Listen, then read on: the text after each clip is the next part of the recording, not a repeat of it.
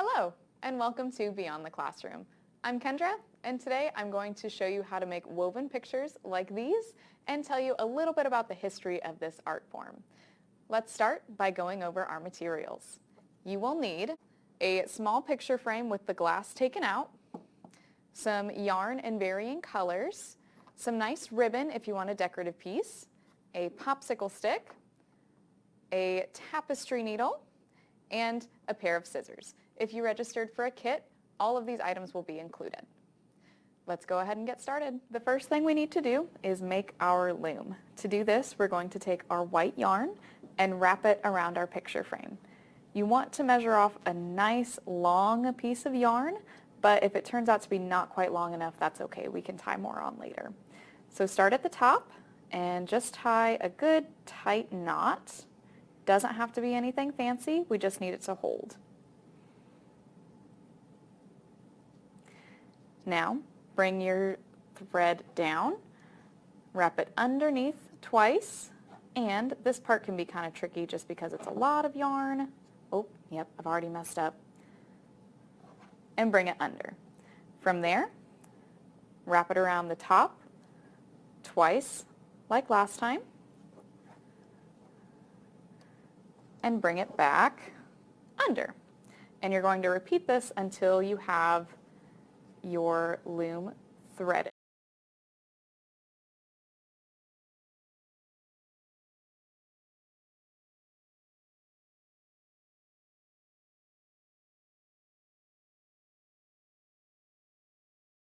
All right, I'm going to run out of yarn if I try and do any more, so we're going to go ahead and stop here.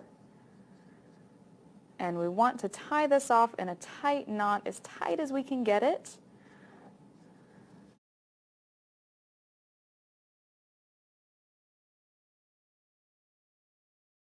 Sometimes this part can be a little bit tricky, so just do the best you can.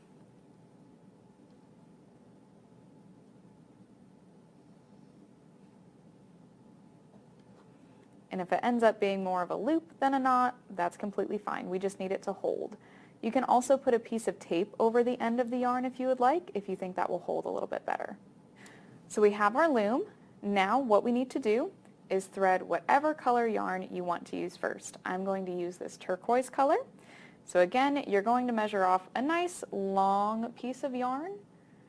And again, if you find that you've not measured quite enough, you can just tie it in later.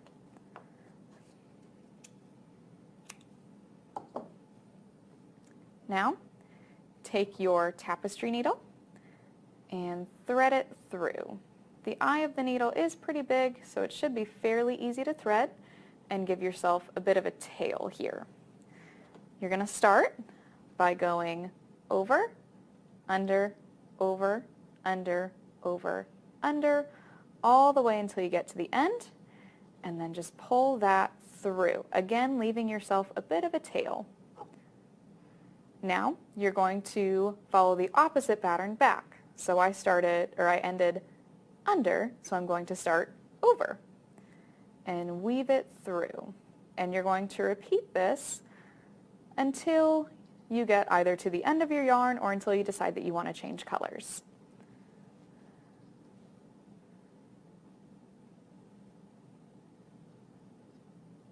And if you find that your threads are really loose, you can use your popsicle stick, put it through your warp, and push the yarn down, or at the bottom you can push it up to try and get a tighter weave. You can also go in between the weft threads to try and make it a little bit tighter.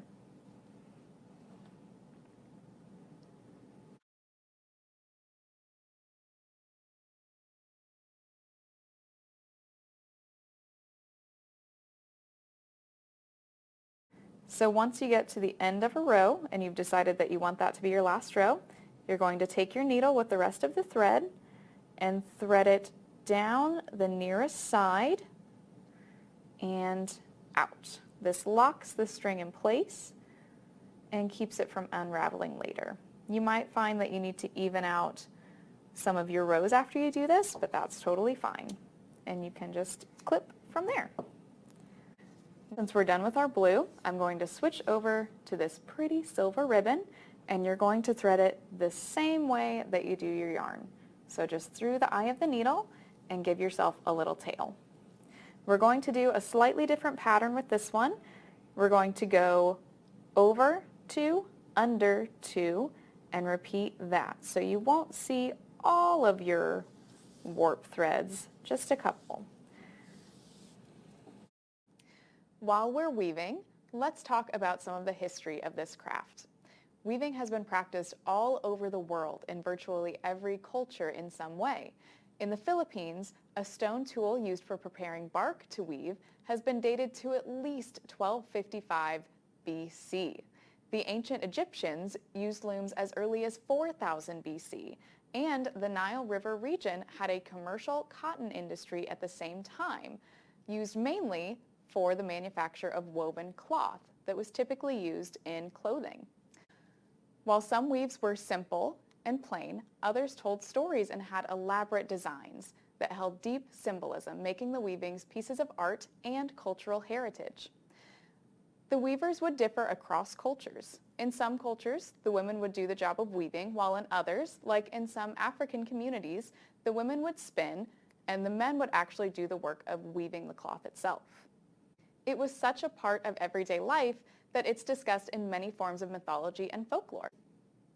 For example, in the Odyssey, Penelope tricks her suitors by weaving a shroud every day and unraveling it every night to stall having to pick a man to marry. This unwittingly gives Odysseus enough time to return home. The Greeks have another myth involving a woman named Arachne. She was known far and wide for her skill at the loom, and many people said she was more gifted than Athena. Naturally, the goddess did not take this insult lightly and challenged Arachne to a weaving duel. They each sat at a loom and wove intricate stories in their cloth.